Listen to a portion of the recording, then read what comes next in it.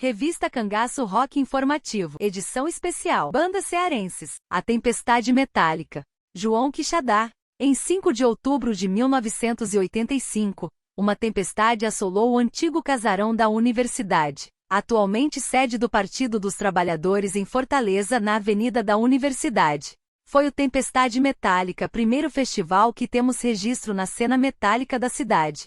Encabeçado por Dora Gadelha e Wellington Santos para arrecadar dinheiro para a Juventude Caminhando, o movimento de jovens ligado ao PT. O rolê foi feito apenas com som mecânico.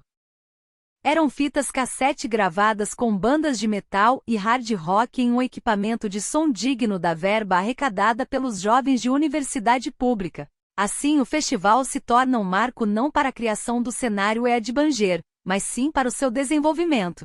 As pessoas já existiam e já curtiam Venom, AC/DC, Saxon e Metallica. Entretanto, estavam sedentas para foder seus tímpanos.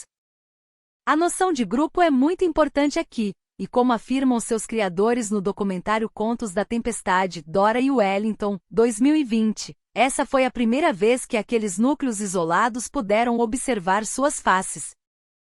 Dali se começou a estabelecer conexões e fronteiras, desde a cena punk, que também tinha sua representação no festival, o que reforça esse discurso, já que sabemos dos atritos entre Ed Bangers e punks nos anos 1980 em Fortaleza. Costume que se concretizou apenas quando os Ed Bangers se identificavam como grupo, e desde os próprios EAVs de diferentes perspectivas metálicas, criticando ou elogiando o que vestiam em suas jaquetas. O velho discurso do verdadeiro metal e do poser, hoje pouco usual e deletério, contudo, teve lá seu papel, querendo ou não, para o entendimento do que é ser Ed Banger nos anos 1980. O tempo passou com o movimento, e ele se consolidou. O Tempestade se tornou memória, sendo celebrado e até homenageado no Rock Cordel de 2015 com GS Trudes, Sei Obscure, Sei Megahertz, Pi, e Necrópolis, PB, sendo que as duas últimas estavam presentes nos primeiros eventos com bandas em Fortaleza, em meados dos anos 1980. No Grebe, em 11 de outubro do mesmo ano, planejado por Bremen Quixadá e articulado por outras figuras como Ricardo Catunda, Roberto Gino e os próprios Dora Gadelha e Wellington Santos, aconteceu o Tempestade Metálica ano 30.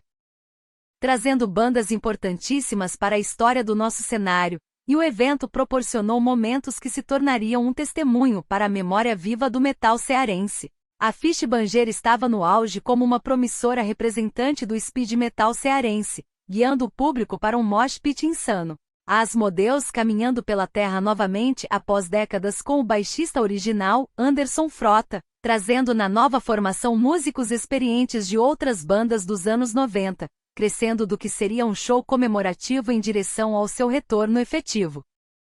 A Procreation, num momento inenarrável, trouxe um setlist de músicas datadas de 1988 e 1989, somadas a homenagens às bandas Revenger, Orfeus, contando com o vocalista Marcos Ari, e Paranoia, trazendo seu frontman original, o lendário Alexandre Gatto. Já a Darkazid recebeu membros da gloriosa Insanity, sendo lembrada em 2 faixas, que estão devidamente registradas no primeiro EP lançado Uma Banda de Thrash Metal no Ceará, em 1991. Por fim, Beowulf com o saudoso Silvio César no vocal, finalmente se reconectando com os palcos após um hiato de 18 anos desde seu fim, soando novamente aquelas melodias poderosas e tradicionais de seus clássicos. A Tempestade Metálica não cessou. Com os planos dos 35 anos adiados pela pandemia de Covid-19, foram organizadas diversas livestreons, contando com Uminous, Scariotes e Ashes, e tendo Procreation e Hemisfereu como representantes de velha guarda. Não era somente uma iniciativa nostálgica, mas estava atual e adaptada aos novos tempos e mídias. Hoje é um projeto de várias frentes, um equipamento da memória Ed Banger. Somente após todas as doses da vacina aplicadas, uma nova versão do Tempestade Metálica foi realizada, agora em seus 37 anos, em 26 de novembro de 2022.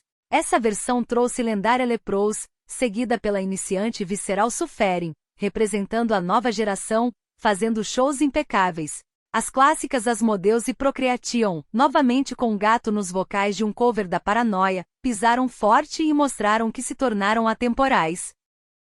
Já a Obscure cometeu um show histórico, com a brutalidade do setlistless baseado em seus primórdios, contando com o guitarrista Daniel Boyadjian assumindo novamente os vocais, na configuração do início dos anos 90. A apresentação especial do Amálgama Revenger, Hemisfereu trouxe muitas linhas melódicas memoráveis, com trabalho de guitarra virtuosa de André Roger perfeitamente capacitado para emular o que o monstruoso Regis Richael fazia nos anos 80. A noite fecha com uma jam histórica envolvendo membros da Procreation, Hemisfereu, Obscure, Varbif e Darkide. Em duas músicas da épica Beowulf, as consagradas Angel Hammer e Falling Ace, em silêncio desde 1990. O que se viu foi uma merecida homenagem ao vocalista Silvio César, levado pela Covid no ano anterior. No telão, ao longo da noite rolava vídeos com depoimentos de gente como Carlos Vândalo, Dorsal Atlântica, Zema, Vulcano, Casbaf e Megahertz, e Oliver Elfire, Necrópolis sobre a importância do pontapé inicial da cena de Fortaleza. O acervo Tempestade Metálica está no YouTube, com vídeos de shows, depoimentos e documentários, ajudando a compreender a memória do heavy metal em Fortaleza, e da identidade do que somos hoje.